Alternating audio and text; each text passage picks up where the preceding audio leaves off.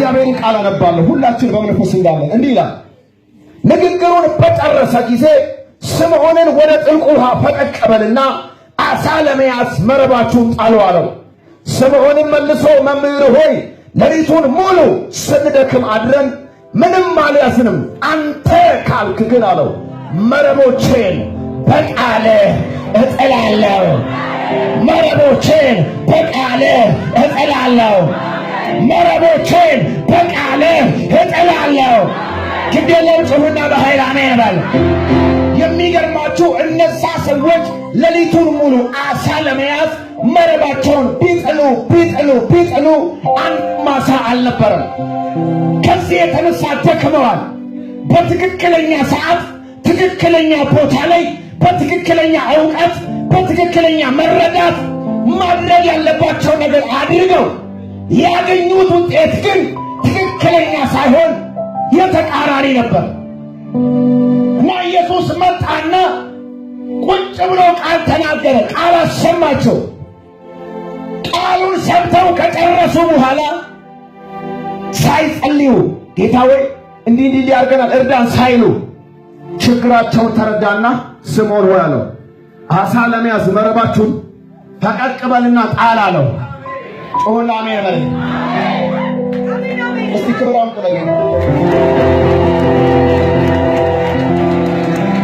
በጣም ይገርመኛል። ስምዖን መልሶ ጌታ ያለው ሌሊቱን ሙሉ እኮ ስንደክም ያደርነው፣ ሌሊቱን ሙሉ ስንለፋ ያደርነው፣ ምንም ዓሣ አልያዝንም። ዓሣ ደግሞ በቀን አይጠመድም፣ በሌሊት ነው። አንተ ካልክ ግን መረቦቼን በቃልህ እጥላለሁ።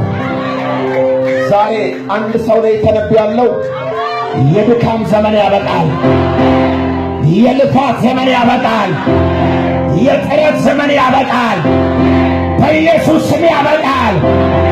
ዕውቀት እያላችሁ ድካም ብቻ ያተረፋችሁ፣ ዘመን እያላችሁ ድካም ብቻ ያተረፋችሁ፣ ስልጣን እያላችሁ ድካም ብቻ ያተረፋችሁ፣ ችሎታ እያላችሁ ድካም ብቻ ያተረፋችሁ፣ ዛሬ የሰራዊት ጌታ ቅዱስ እግዚአብሔር የድካምን ፋይል ዘግቶ የስኬትን ምዕራፍ የሚከፍት ቃል ያመጣል።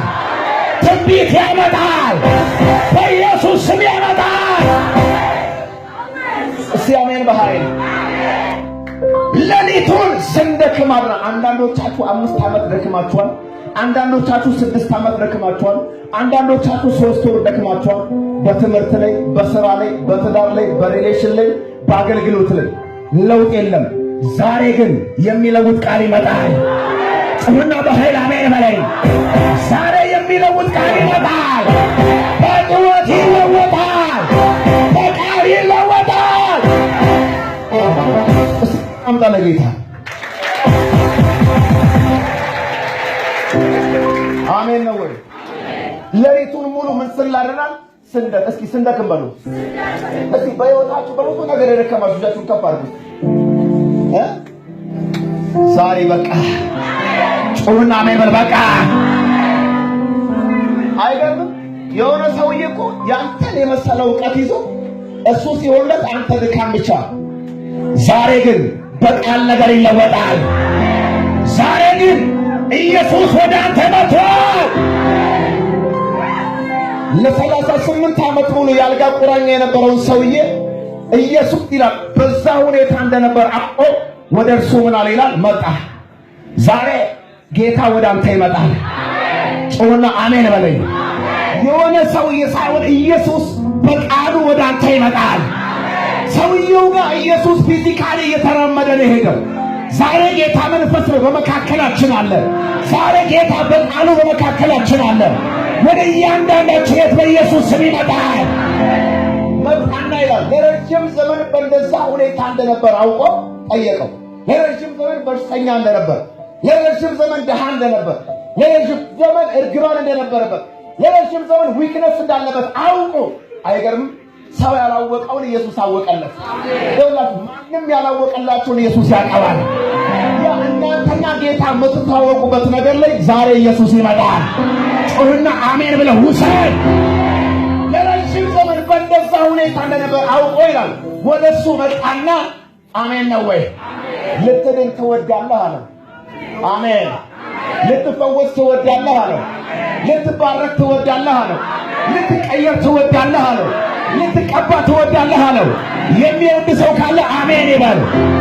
ልትባረኩ ትወዳላችሁ ወይ? ልትቀቡ ትወዳላችሁ ወይ? ልትፈወሱ ትወዳላችሁ ወይ? ታሪክ እንዲቀየር ትወዳላችሁ ወይ? ዛሬ በቃሉ ጌታ ያገኛችኋል። አረ ሃሌሉያ! ክብር አምላክ